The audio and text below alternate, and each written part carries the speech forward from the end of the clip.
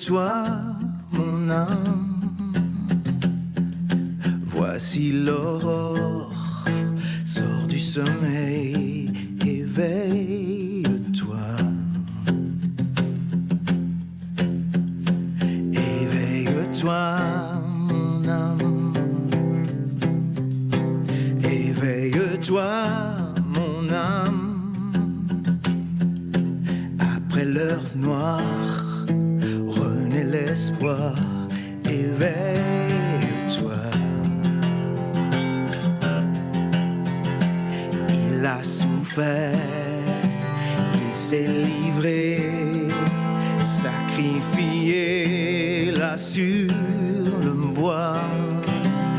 Il s'est offert, il a payé, t'a racheté. Éveille-toi, tu n'es plus seul, mon âme. Tu n'es plus seul, mon âme. Toi qui étais nu, pauvre et aveugle, relève-toi. Il t'a aimé, mon âme. Il t'a aimé, mon âme. Le Dieu des merveilles, de toi ces merveilles, relève-toi. Son corps blessé, son cœur brisé, sa vie ôtée, donnée pour toi. Le sang amer, la croix du calvaire, les larmes du Père versées pour toi. Hors des ténèbres jaillit la lumière, tout est accompli, tu vis en moi. Le tombeau désert, la pierre est roulée, Christ ressuscité, tu vis en moi. Éveille-toi, mon âme. Éveille-toi, mon âme. La mort a perdu, il a vaincu. Éveille-toi. Éveille-toi, mon âme. Éveille-toi, mon âme. La mort a perdu, il a vaincu. Éveille-toi. Éveille-toi, mon âme. Éveille-toi, mon âme. Viens à ses pieds, viens l'adorer. Éveille-toi. Viens à ses pieds, viens l'adorer. Éveille-toi.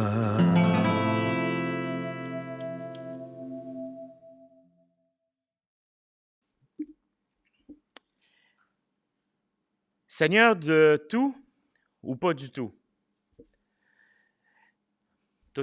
Là est la question.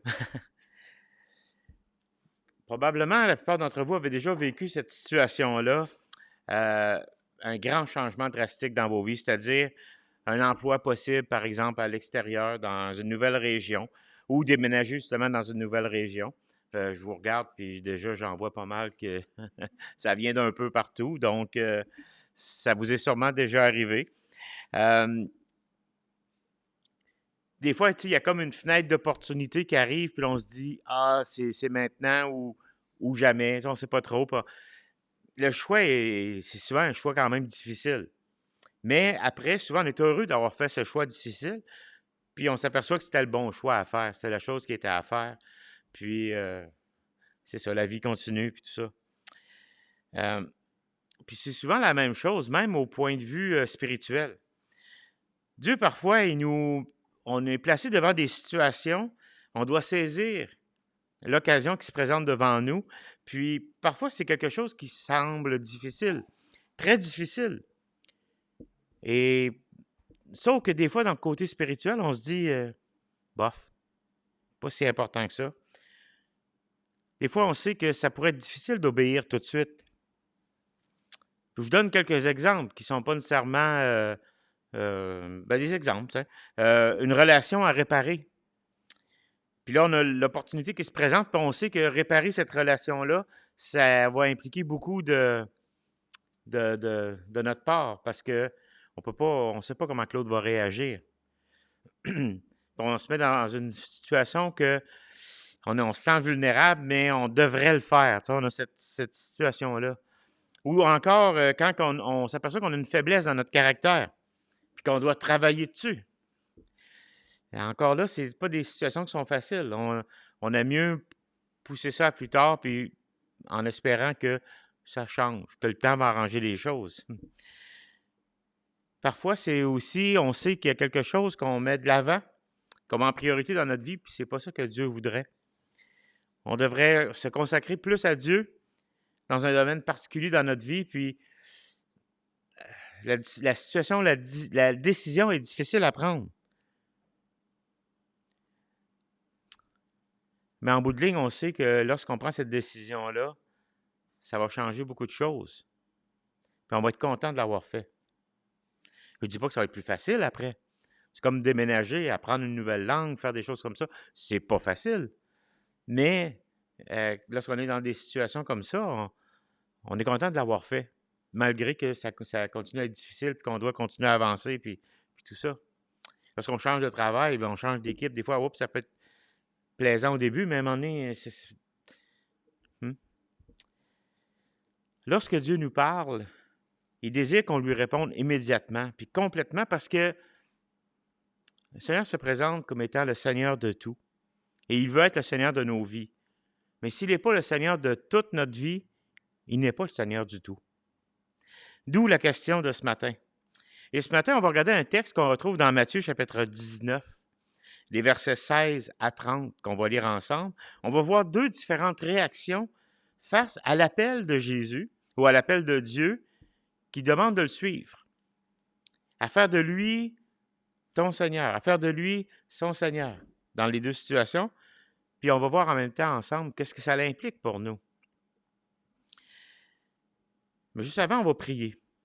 Seigneur Dieu, au travers de ce texte qu'on va lire dans quelques instants, on veut que tu puisses nous enseigner, tu puisses nous montrer c'est quoi le message, Seigneur, que tu veux nous enseigner au travers de ce texte. Seigneur, tu veux être le Seigneur de toute notre vie. Et qu'on puisse apprendre au travers de ce texte comment répondre à ton appel, comment aussi accepter que tu sois Seigneur de tout. Et dans le nom de Jésus qu'on t'en prie. Amen. Dans Matthieu, chapitre 19, on va lire les versets 16 jusqu'à 30. Un beau texte, un petit peu plus long que souvent on lit, mais tout le prendre dans son ensemble, c'est vraiment bien. En fait, juste pour vous mettre dans le contexte, Jésus avait parlé de plein de choses dans les derniers passages. Il avait parlé du pardon, même de l'argent, puis des choses comme ça. De la réaction aussi des enfants face à son message, face à l'amour. Puis, au verset 16, il dit, « Et voici un homme s'approcha et dit à Jésus, « Maître, que dois-je faire de bon pour avoir la vie éternelle? » Toute une question, hein? Il lui répondit, « Pourquoi m'interroges-tu sur ce qui est bon? Un seul est le bon. Si tu veux entrer dans la vie, observe les commandements. » « Lesquels? » lui dit-il. Et Jésus répondit, « Tu ne tueras point, tu ne commettras point d'adultère, tu ne déroberas point, tu ne diras point de faux témoignages, honore ton père et ta mère, et tu aimeras ton prochain comme toi-même. » Le jeune homme lui dit, « J'ai observé toutes ces choses. Que me manque-t-il encore? » Jésus lui dit, « Si tu veux être parfait, va, vends ce que tu possèdes, donne-le aux pauvres et tu auras un trésor dans le ciel. Puis, viens et suis-moi. » Après avoir entendu ces paroles, le jeune homme s'en alla tout triste, car il avait de grands biens. Jésus dit à ses disciples, je vous le dis en vérité, un riche entrera difficilement dans le royaume des cieux. Et je vous le dis encore, il est plus facile à un chameau de passer par le trou d'une aiguille qu'à un riche d'entrer dans le royaume de Dieu. Les disciples, ayant entendu cela, furent très étonnés, et ils dirent, qui peut donc être sauvé? Jésus les regarda et leur dit, aux hommes, cela est impossible, mais à Dieu, tout est possible. Pierre, prenant alors la parole, lui dit, voici, nous avons tout quitté et nous t'avons suivi. Qu'en sera-t-il pour nous? Jésus leur répondit, je vous le dis en vérité, quand le Fils de l'homme, au renouvellement de toutes choses, sera assis sur le trône de sa gloire, vous qui m'avez suivi, vous serez de même assis sur 12 trônes, et vous jugerez les 12 tribus d'Israël. Et quiconque aura quitté à cause de mon nom ses frères, ou ses sœurs, ou son père, ou sa mère, ou sa femme, ou ses enfants, ou ses terres, ou ses maisons, recevra le centuple et héritera de la vie éternelle. Plusieurs des premiers seront les derniers, et plusieurs des derniers seront les premiers. Passage assez difficile, assez dur ce matin, surtout la fin. Le verset 29, là, 28-29, ils sont un peu durs. Mais avant d'essayer juste de comprendre c'est la fin, il faut comprendre le contexte, il faut comprendre à qui Jésus parle ici à ce moment-là. Et c'est qui cette personne qui s'approche devant Jésus? Premièrement, cette personne, on voit que c'est un jeune homme. Mais un jeune homme aussi qui est qualifié de possédant de grands biens. On peut dire qu'il est riche. Mais il y a une caractéristique aussi à la fin de sa question, de cette interrogation qu'il y a avec Jésus, de cet dialogue, c'est qu'on voit qu'il repart triste. Fait que c'est un jeune homme qui possédait beaucoup de choses, mais c'est un homme qui, en plus, avait une lourdeur sur le cœur. Il était triste. Mais en même temps, c'est une bonne personne. Au verset 16, on voit que c'est un homme religieux qui reconnaît l'autorité à Jésus. Il vient et lui dit, Maître, que dois-je faire de bon pour avoir la vie éternelle? Il reconnaît en Jésus un bon enseignant, il reconnaît en Jésus une autorité, puis il va voir vers cette autorité-là. Puis Jésus était vu à l'époque souvent comme un rabbi, comme un maître, comme quelqu'un qui emmenait des enseignements. Il faisait même des choses assez extraordinaires parfois, là. Il y avait quelques miracles qu'il avait entendu parler, fait qu'il ne voyait peut-être pas en lui le Messie, mais il voyait en lui un sage, un chef. Dans Luc 18, ça nous dit, il s'adresse à Jésus en disant « Bon maître ». Donc, c'est un homme fidèle aussi. On voit dans les versets 18, 19, lorsque Jésus lui parle des commandements, on voit qu'il est fidèle à plusieurs commandements de Dieu. On voit que c'est un homme de famille parce qu'il honore son père, sa mère. Il est tourné aussi vers son prochain parce que tu aimeras ton prochain comme toi-même. Puis, tu sais, c'est des choses qu'il dit qu'il observe. Donc, c'est une bonne personne, là. C'est quelqu'un qu'on confie les clés, puis, tu sais, de nos avoirs, puis il n'y a pas de problème. S'il y a de quoi, on peut l'appeler, on peut compter sur lui. Puis même, c'est un homme qui est prêt, c'est un jeune homme qui est prêt à aller plus loin. Il dit, j'ai observé tout ça, mais qu'est-ce que je dois faire de plus? Tu sais, il est prêt à avoir plus d'impact autour de lui, il est prêt à avoir plus d'en faire plus. Mais c'est un homme qui ne saisissait pas ce qui lui manquait. Il y avait une lourdeur dans le cœur, il y avait une tristesse dans le cœur. Son but était de saisir la vie, même la vie éternelle. Il dit, que dois-je faire de bon pour avoir la vie éternelle? Il savait qu'il y avait une dimension à la vie plus que juste le regard et les possessions. Il dit, il y a quelque chose de plus, puis je veux l'avoir. Puis dans le texte, ou dans le contexte, ou même dans des mots aujourd'hui, c'est j'aimerais ça être sauvé, d'être sûr que à ma mort, que ça continue.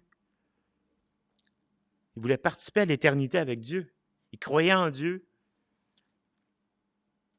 Il voulait que sa vie présente ait un certain sens.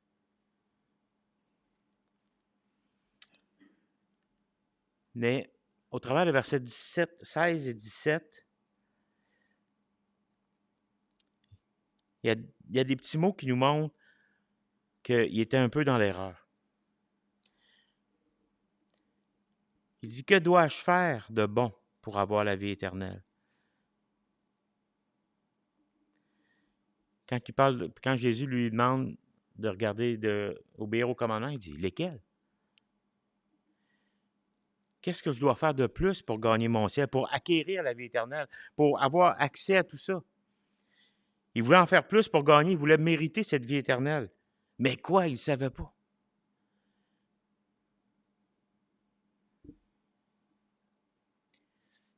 Il n'était pas prêt à ce moment-là à prendre Jésus comme Seigneur de tout. Parce que lorsque Jésus lui apporte une solution, lorsque Jésus arrive devant le problème de l'homme sans le nommer comme tel, on voit que ça change sa réaction. Il n'était pas prêt à prendre Jésus comme Seigneur de tout. Jésus lui dit, va, vends tout ce que tu as et viens et suis-moi. Le problème de cet homme que Jésus n'a pas nommé, c'est-à-dire le problème que Jésus n'a pas nommé, c'est la confiance que cet homme-là avait dans ses richesses, puis dans ce qu'il faisait. Mais il ne faut pas lui en vouloir, hein? Parce que bien gagner sa vie, après tout, ça ne serait pas un signe que qu'on fait quelque chose de correctement. Lorsqu'on gagne honnêtement notre vie, lorsqu'on, on a une bonne job, on est bien apprécié, les gens nous aiment, puis tout ça, c'est pas des signes que ce qu'on fait est correct. Mais c'était comme ça aussi à l'époque, comme ça l'est aujourd'hui. On ne peut pas lui en vouloir de dire, il se confie dans ses richesses. Mais non, ce qu'il faisait, c'est que les résultats de ce qu'il semait semblaient indiquer que ça allait bien. Et ses richesses rapportaient, lui, il était impliqué dans sa communauté, sa famille, il était présent pour eux. Voilà ce que j'ai trouvé. Pourtant, je lui ai dit de ne pas parler. La conscience.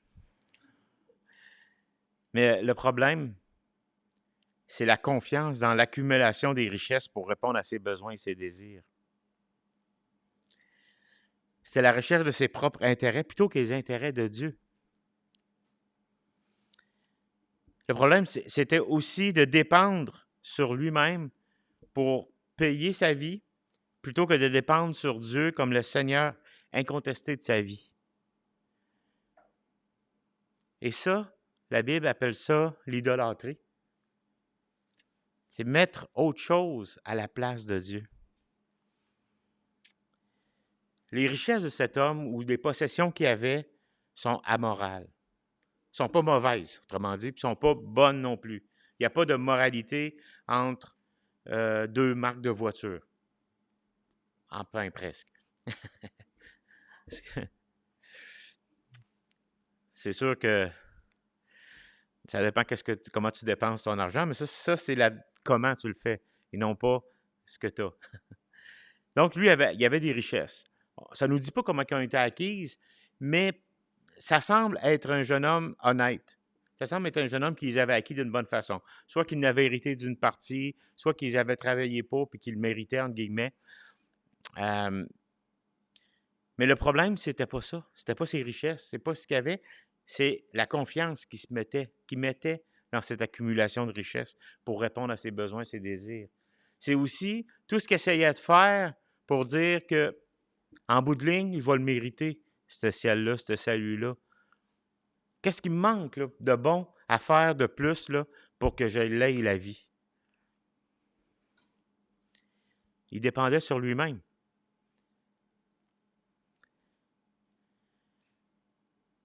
C'est la même chose pour tout être humain. C'est la confiance dans l'accumulation des richesses pour répondre à ses besoins, à nos désirs, de ne pas attendre, de ne pas savoir attendre après Dieu, de s'attendre à Dieu. C'est la recherche de nos propres intérêts parfois, plutôt que les intérêts de Dieu. C'est de dépendre sur soi plutôt que de payer, pour nous payer la vie plutôt, que de dépendre sur Dieu comme Seigneur incontesté de notre vie. Et c'est ça l'idolâtrie.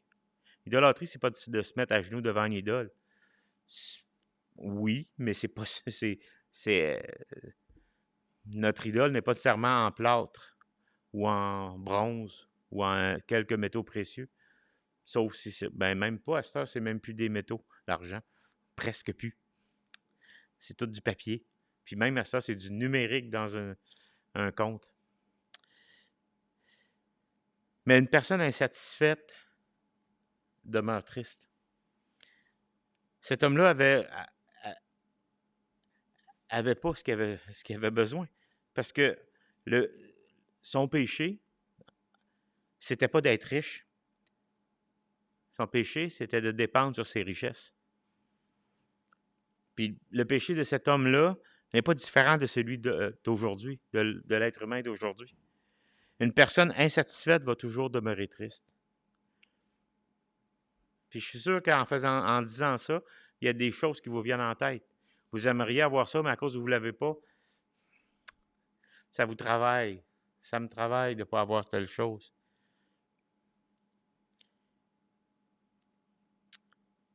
Mais en même temps, cette personne-là, sans la juger, hein, on comprend qu'elle préférait la stabilité financière de ses richesses, de ce monde-là, plutôt que le contentement et le bien-être spirituel du royaume de Dieu. On peut facilement se reconnaître dans ça.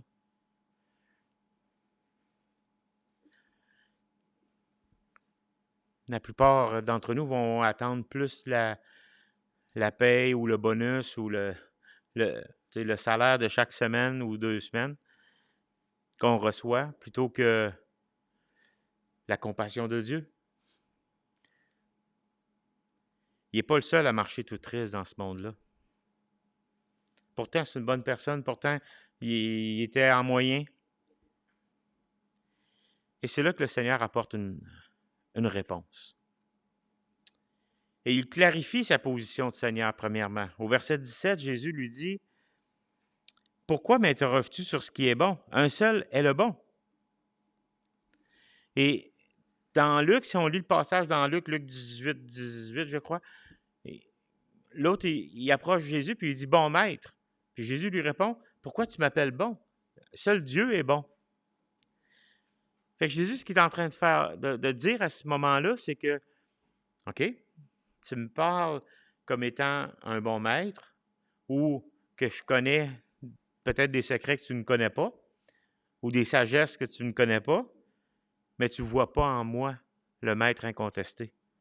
Hein? Pourquoi tu m'appelles bon quand il y a juste Dieu qui est bon? Parce que Jésus connaissait le cœur de ce jeune homme-là, de cette personne-là. Il savait que cette personne-là, même s'il l'appelait bon maître, c'était bon parmi tant d'autres.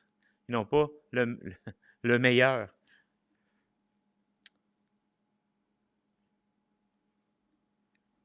Jésus dit, « Je suis un bon maître, mais seul Dieu est bon. » Vous voyez la nuance? Il est en train de s'identifier à Dieu. Le bien que l'on peut faire ne peut pas contribuer à la vie éternelle. La vraie bonté vient du Seigneur et non pas de nous. Faire le bien n'est pas dans notre pouvoir charnel. On essaye, mais il y a toujours quelque chose. Romains 7, 18 nous dit « Ce qui est bon, je le sais, n'habite pas en moi, c'est-à-dire dans ma chair. J'ai la volonté, mais non le pouvoir de faire le bien. » Et ça, c'est Paul qui dit ça aux Romains, Romains 7, 18. Il dit « On sait c'est quoi le bien, je sais c'est quoi le bien, j'ai la volonté de le faire, mais je n'ai pas le pouvoir de toujours le faire. J'essaye, mais ça ne marche pas parce que en moi, il y a toujours cette lutte qui est entre le bon, le mauvais, entre ce que je sais qui est bon puis ce que ma chair aime mieux faire. Obéir au commandement, les versets 19 et 20 que Jésus offre à cette personne-là, c'est la manifestation de notre foi en Dieu, de notre fidélité au Dieu de l'Alliance. C'est notre abandon à celui qui est bon. Jésus est Seigneur de tout. Et il dit au verset 21, qu'on va relire, il dit, « Si tu veux être parfait, va, vends ce que tu possèdes, donne-le aux pauvres et tu auras un trésor dans le ciel. puis viens et suis-moi. Ce que Jésus est en train de dire, c'est que je suis Seigneur de tout ou pas du tout. Pour être parfait. Là, on a l'impression qu'ici, on a une clé pour atteindre une perfection. Le mot employé aurait pu être traduit par mature ou accompli. Mais pour être mature et accompli, il faut être prêt à tout quitter et à faire toute la loi au complet. Puis les disciples ont compris que quand Jésus a dit ça, il y a de quoi qui ne marche pas, là. Parce que je ne suis pas capable. Ils se sont tous dit entre eux, dans leur cœur qu'on n'est pas capable, nous autres, d'être comme ça. Fait qu'est-ce qu'ils posent à Jésus comme question? Mais qui peut être sauvé? Tu sais? Mais être parfait ou être mature, ça exige d'abord une reconnaissance envers Dieu comme Seigneur ultime. Et c'est pour ça que Jésus prend les 10 commandements, parce que dans les 10 commandements, le premier, c'est « Tu aimeras le Seigneur ton Dieu de tout ton cœur. » Bien, il y a un seul Dieu. Mais tu aimeras le Seigneur ton Dieu de tout ton cœur, de toute ta force, de toute ton âme. Puis déjà là, en partant, c'est dur, tu sais, d'aimer Dieu comme ça. Puis après ça, il y a tous les autres. Mais fait que Jésus est en train de montrer que tous ces commandements-là, c'est quand même Dieu qui est au-dessus de tout ça. Puis ensuite, ça vient l'obéissance au commandement. Le jeune homme a démontré que Jésus n'était pas son Seigneur du tout à ce moment-là. Et au verset 26, c'est pour ça que Jésus dit, « Aux hommes, cela est impossible, mais à Dieu, tout est possible. » Jésus seul, le Dieu tout bon, sauve. Il y a juste Jésus qui pouvait sauver. Le pardon des péchés, la vie éternelle ne sont pas dans le contrôle de l'homme, mais de Dieu. Pourtant, ils sont offerts à quiconque se repent et croit. La part de Dieu, c'est de sauver. La part de l'homme, c'est de suivre fidèlement les sentiers de la justice. Cette vérité était aussi difficile à accepter pour les disciples. Hein? Qu'est-ce qu'ils ont fait? Qui peut être sauvé? Si cette vérité-là était facile à obéir, à faire, les disciples auraient fait comme « Yes! Nous autres, on l'a! » Hein? Ils auraient été contents. Mais devant l'interrogation de ce jeune homme-là, les disciples qui écoutaient ont fait comme « Ah, mais nous, on te suit, mais qui peut être sauvé? »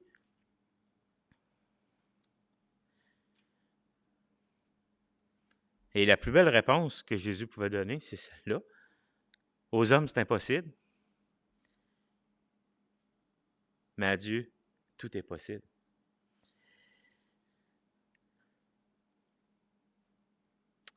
Et à partir du verset 27 à 30, Jésus y va avec la récompense qu'il donnait aux disciples. Le disciple, c'est celui qui veut le suivre, qui donne sa vie, qui met Jésus Seigneur de tout. Eux avaient répondu à l'appel de Jésus comme Seigneur de tout. Ils avaient fait des choix difficiles à cause du royaume. À cause de Jésus, ils avaient fait des choix difficiles. Dans leur cas, il y en a même qui avaient abandonné leur métier pour suivre Jésus. En fait, ce qu'ils abandonnaient, c'est tout ce qu'ils croyaient comme étant leur sécurité. Ils étaient prêts à l'abandonner pour suivre Jésus. Ils reconnaissaient Jésus comme Seigneur de tout. Et il y a des récompenses associées à l'obéissance. Jésus leur dit, en tant qu'apôtre, vous allez être élevés et utiles dans le royaume. Vous allez même juger les tribus d'Israël. Mais à quiconque suit Jésus comme Seigneur de tout, c'était l'héritage futur qui est promis. Parce qu'il y a une part, si vous lisez bien le texte, vous voyez bien qu'il y a une part qui est directement aux disciples de régner sur les 12 tribus. On voit que ce n'est pas un texte qui s'adresse à tous ceux qui vont donner leur vie à Jésus, qui vont vivre pour lui, mais il y a le reste de la part, c'est pour tous. Et quiconque, il va vers tous ceux qui vont le suivre.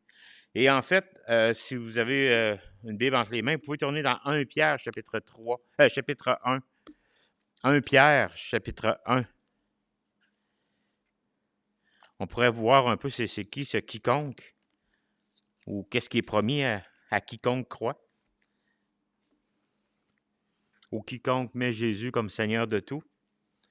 1 Pierre 1, verset 3 jusqu'à 5, ça dit ceci.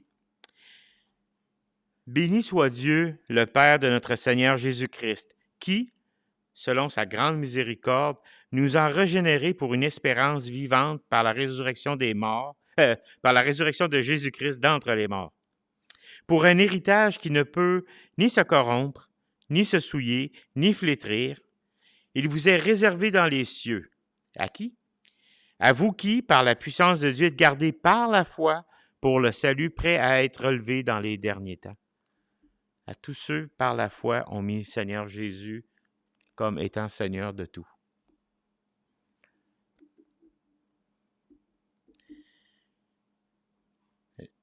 L'évidence visuelle, elle peut être trompeuse. Le jeune homme riche, quand il s'est approché, il semblait être un premier dans la marche. Parce que même pour l'époque, puis on le voit encore aujourd'hui, quelqu'un que, il a une belle vie rangée, ordonnée, puis il fait toutes les bonnes choses, il va sembler être le premier dans le rang des bons. Il était premier là, aux yeux de tous les autres dans la société là-bas, dans sa marche vers le ciel. Mais Jésus connaissait son cœur. Fait que l'évidence visuelle peut être trompeuse. La richesse et une bonne vie ne sont pas nécessairement la preuve de la bénédiction de Dieu.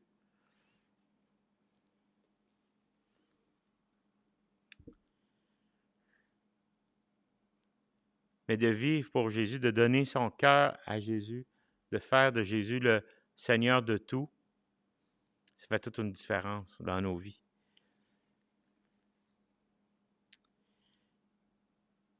Jésus est-il le Seigneur de tout pour vous? Pour être sauvé, pour entrer dans le royaume de Dieu, est-ce qu'il est le Seigneur de tout? Est-ce que pour toi c'est impossible, mais à Dieu tout est possible? Ou tu penses encore qu'il y a une partie de possible pour toi? Il te reste encore des choses à accomplir avant de pouvoir mériter ce royaume. Qu'est-ce qui te retient? Bon, on peut dire richesse, mais des fois c'est réputation, gloire humaine. Je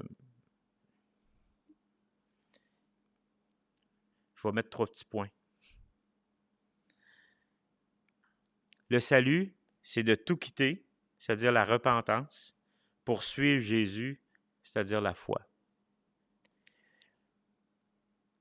Tout quitter, c'est abandonner ce qu'on met en premier à la place de Dieu.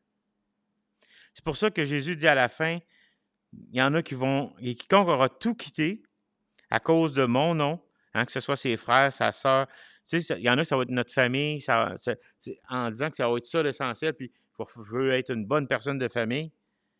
Il y en a d'autres, ça va être de faire fleurir ses terres, ses maisons, ses possessions.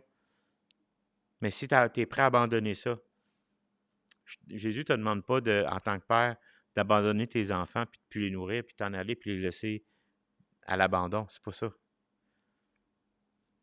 Mais si toi, ton accomplissement de ta vie, c'est d'être un père, une mère, c'est la seule chose qui fait de toi une bonne personne, qui va faire que tu as un certain crédit à quelque part, Jésus n'est pas ton Seigneur du tout. Donc, il faut être prêt à quitter cette mentalité de mettre notre confiance dans ces choses, c'est-à-dire la repentance, se repentir puis dire à Dieu, pour moi, c'est impossible. Au travers de tout ce que la société peut m'apporter, ce que ce monde peut m'apporter, il n'y a rien qui m'approche à toi. C'est ça, tout quitter. Mais poursuivre Jésus, c'est de le faire avec foi, de se dire, pour moi, c'est impossible, mais pour lui, tout est possible. Si tu veux être parfait, mature, suis Jésus. Il faut saisir l'occasion d'obéir à Dieu. Puis des fois, il faut le refaire. Quand je dis le refaire, c'est pas que lorsque Dieu nous donne, on peut perdre. Mais des fois, on retient encore des petites choses dans nos vies, puis on va en retenir jusqu'à la fin. Mais Dieu nous en montre. vas nous le montrer au fur et à mesure. Il faut demander l'aide de Dieu pour cette décision difficile, parce que pour Dieu, tout est possible. Prions. Père éternel, merci pour ce privilège de te connaître. Merci aussi pour cette délivrance que tu nous offres en Jésus, parce que on est délivré, Seigneur,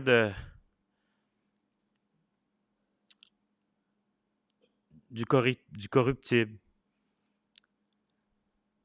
On est délivré, Seigneur, de tout effort qui nous pousse à mettre notre confiance dans des mauvaises choses.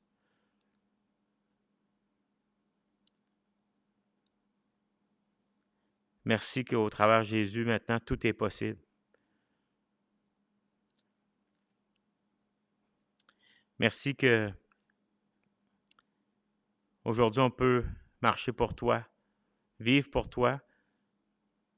C'est pas une vie de facilité que tu nous as appelés, mais tu nous as appelés à une vie qui nous promet un héritage éternel, qui ne peut ni se corrompre, ni se flétrir, ni se souiller, mais qui nous est réservé dans les cieux. Merci pour cet amour que tu as eu. Et Seigneur, merci de rendre toutes choses possibles. Parce que toi, tu as fait l'impossible. Tu nous as sauvés. Tu es mort sur la croix. Tu as pris notre place. Et dans le beau nom de Jésus-Christ, notre Sauveur, notre Seigneur, que nous te prions ce matin. Amen. Je vous souhaite une bonne semaine pour ceux qui nous quittent en ligne. Et pour les autres, on va prendre un temps de prière et de louange ensemble. Bonne semaine.